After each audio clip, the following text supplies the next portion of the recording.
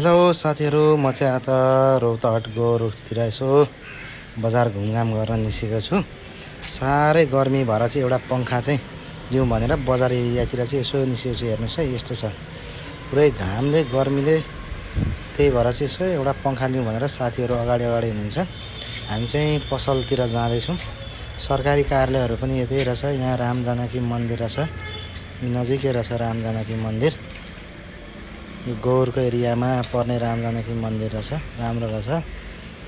र यो सरकारी कार्यालयहरू पनि सबै यति रहेछ। यो बजार एरिया हो।